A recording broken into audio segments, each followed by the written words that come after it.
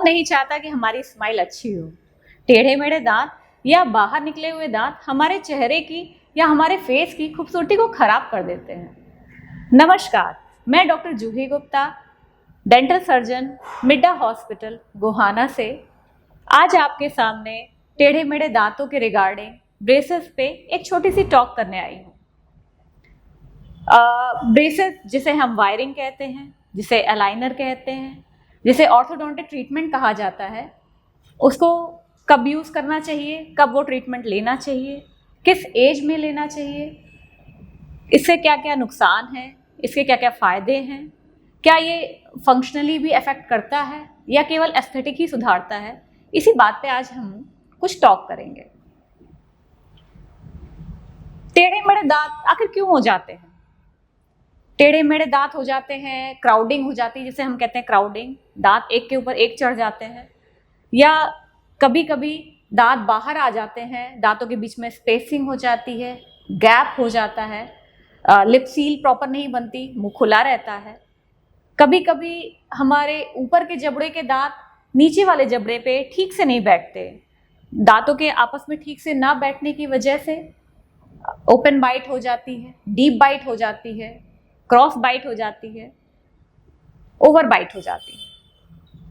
तो दांत टेढ़े मेढ़े आखिर क्यों होते हैं? क्या कारण है कि दांत माल अलाइंड हो जाते हैं? दांत माल अलाइंड होने के बहुत सारे रीजन हैं। जैसे पहला रीजन है हेरिडिटी का। अगर पेरेंट्स के दांत टेढ़े मेढ़े हैं या बाहर निकले हुए हैं तो बच्चों में ऐसे ही दांत होने की संभावना काफी बढ़ जाती है, इसको हम रोक नहीं सकते। दूसरा रीजन है कुछ बच्चों में आदतें ऐसी डेवलप हो जाती हैं, जैसे पहली आदत है थंब सकिंग की आदत। बच्चे अंगूठा चूसते हैं, कुछ बच्चे ज़्यादा दिनों तक चूसते रह जाते हैं, कुछ वर्षों तक चूसते रह जाते हैं। थंब सकिंग की वजह से ऊपर के दांत बाहर आ जाते हैं, ऊपर और नीचे के दांतों में गैप हो जाता है। इसके अलावा टंग थ्रस्टिंग भी एक हैबिट है, जिसमें बच्चे ऊपर के दांत और नीचे के सामने के दांतों के बीच में अपनी टंग को रखते हैं।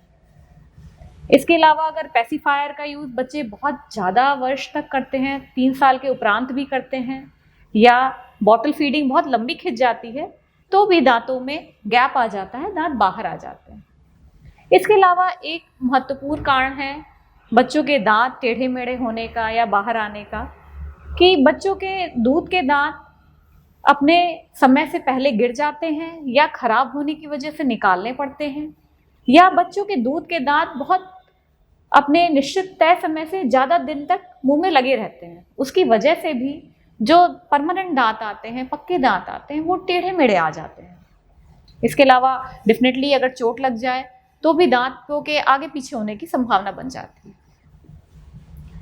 इन सब के कारण बच्चों में या बड़ों में एस्थेटिक लॉस तो होता ही है। बच्चों का लुक खराब हो जाता है, बड़ों का लुक खराब हो जाता है, साथ साथ फंक्शनल लॉस भी होता है।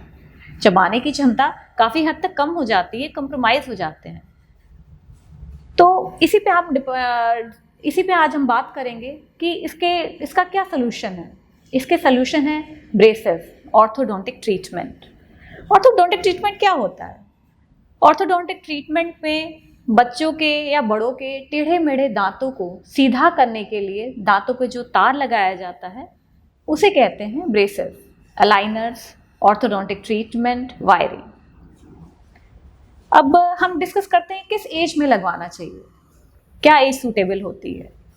प्रेफरेबली हम बच्चों में, जब बच्चों के सारे दूध के दांत गिर जाते हैं, उस एज में हम प्रेफर करते हैं कि बच्चों के मुंह में अगर दांत हैं, आगे पीछे हैं, माल अलाइंड हैं, तो उस एज में हमें प्रेफर करते हैं।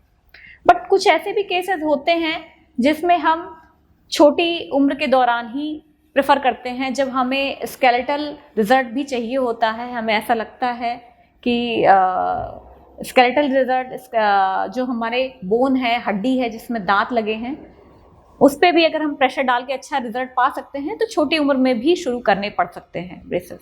अदरवाइज प्रेफरेबली ये जब दूध के दांत शेड ऑफ हो जाते हैं 12 साल की उम्र के आसपास, तब ये ब्रेसेस का ट्रीटमेंट स्टार्ट किया जाता है। There is no age limit for braces. You can have your braces, you can get your braces at even your 30s and 40s, आप 30s की एज में और 40s की एज में भी ब्रेसेस लगवा सकते हैं। But definitely I have to say that कि if you get your braces in childhood, it will give you better result in less duration. मतलब बच्चों में अगर दांत तार लगते हैं तो वो जल्दी रिस्पॉन्स आता है उसका, और ट्रीटमेंट का आउटकम भी थोड़ा सा बेटर होता है।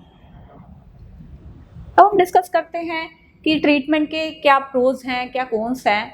प्रोज कॉन्स क्या हैं इस ट्रीटमेंट के, क्या नुकसान हैं, क्या फ़ायदे हैं। डेफिनेटली आप सबको पता है कि ऑर्थोडोंटिक ट्रीटमेंट एस्थेटिक को इन्हांस करता है, हमारे चेहरे की खूबसूरती को बढ़ा देता है। साफ बिल्कुल वेल अलाइंड दांत किसे नहीं अच्छे लगते। इसका ट्रीटमेंट का पर्पज़ ही ये होता है कि दांत अलाइनमेंट में आ जाए, स्माइल हमारी ब्यूटीफुल हो जाए। इसके अलावा भी फंक्शनल एस्पेक्ट्स भी है।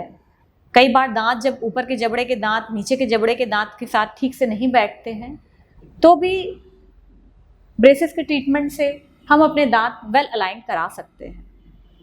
इससे हमारा फंक्शनल एस्पेक्ट भी सुधर जाता है, चबाने की क्षमता बढ़ जाती है।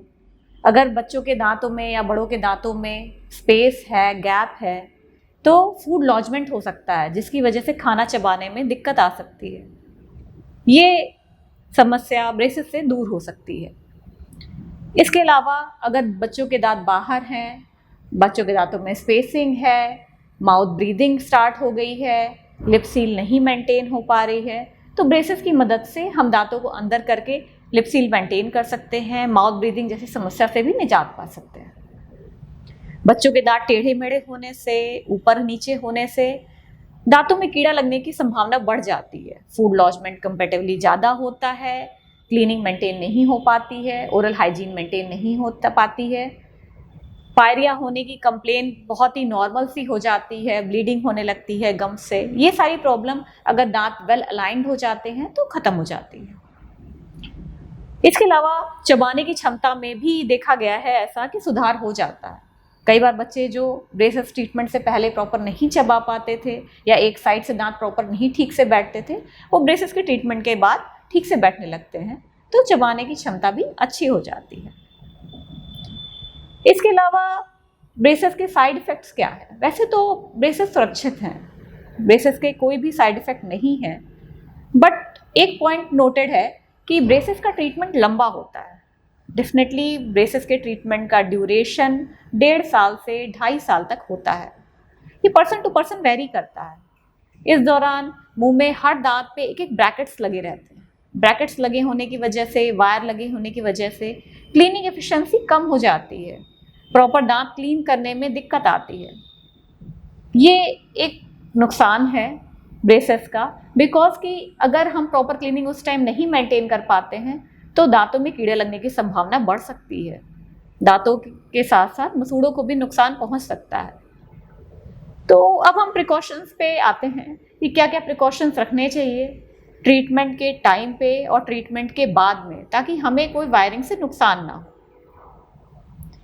प्रिकॉशंस में सबसे पहला प्रिकॉशन ये है कि हमें ट्रीटमेंट के टाइम में, चूँकि मैंने जैसा आपसे पहले डिस्कस किया कि ब्रेसेस की वजह से प्रॉपर क्लीनिंग नहीं हो पाती है, ओरल हाइजीन कम मेंटेन हो पाती है, तो डेफिनेटली हमें इस टाइम में we have to brush after each and every meal. 2 या 3 स्पेल में आप पूरा ब्रेकफास्ट या लंच या डिनर ले लीजिए और फिर उसके बाद प्रॉपर क्लीनिंग कर लीजिए। फ्लोराइड टूथपेस्ट यूज़ करिए। अगर आप पेस्ट नहीं यूज़ कर सकते हैं एट दैट टाइम आप फ्लोराइड माउथ रिंस यूज़ करिए, ताकि प्रॉपर क्लीनिंग रह सके, हाइजीन मेंटेन रह सके। इसके अलावा इनएसेसिबल एरियाज में आप फ्लॉस का यूज़ करिए, इंटरडेंटल ब्रशेस का यूज़ करिए। बेसिक कंसेप्ट ये है कि हाइजीन अच्छी मेंटेन करनी है आपको, सो दैट कोई साइड इफ़ेक्ट ना हो। दूसरा पॉइंट ये है कि स्टिकी फूड अवॉइड करिए। Sticky food, junk food avoid करिए। हेल्दी फूड लीजिए, फाइब्रस डाइट लीजिए, ताकि आपके हाथ हेल्दी रहें और वेल क्लीन रहें। तीसरा पॉइंट ये है कि ब्रेसेस के दौरान कोई भी हार्ड फूड आइटम नहीं लेना चाहिए, जैसे नट्स हैं, शुगर केन है, कैरेट है, कोई हार्ड फ्रूट है, वो बाइट नहीं करना चाहिए। ये तो ट्रीटमेंट के दौरान मैंने आपको प्रिकॉशंस बताए। आफ्टर ट्रीटमेंट क्या प्रिकॉशन लेना चाहिए? कुछ लोग कंप्लेन करते हैं कि ट्रीटमेंट के बाद फिर से दांत वैसे के वैसे हो गए, स्पेसेस फिर से आने शुरू हो गए। डेफिनेटली ट्रीटमेंट के बाद आपको जो पोस्ट ट्रीटमेंट गाइडलाइंस हैं उनको प्रॉपर फॉलो करना चाहिए। अगर आपको रिटेनर्स दिए गए हैं, अगर वो रिमूवेबल हैं या फिक्स्ड रिटेनर्स हैं, तो उनकी बारी बारी से टाइम टू टाइम जांच करानी चाहिए कि उसमें कोई डिफॉर्मिटी तो नहीं आ गई है, और साथ ही साथ उनको प्रॉपर वियर करना चाहिए। अगर रिमूवेबल रिटेनर्स आपको दिए गए हैं तो उसको आप टाइम टू टाइम वियर करिए, जैसे इंस्ट्रक्शंस हैं उसको फॉलो करिए, तो आपके ट्रीटमेंट के बाद के रिलैप्स फेज नहीं आएगा। दूसरी बात यह है कि अगर आप इस तरह से फॉलो करते हैं तो आपको कोई दिक्कत नहीं आएगी। अब हम इस बारे में डिस्कस करते हैं कि ब्रेसेस होते कितने तरह के हैं, कितने तरह के ब्रेसेस मार्केट में अवेलेबल हैं, हमें कौन से ब्रेसेस चूज़ करने चाहिए, कौन से ब्रेसेस नहीं चूज़ करने चाहिए। बेसिकली ब्रेसेस 3 तरह के अवेलेबल होते हैं।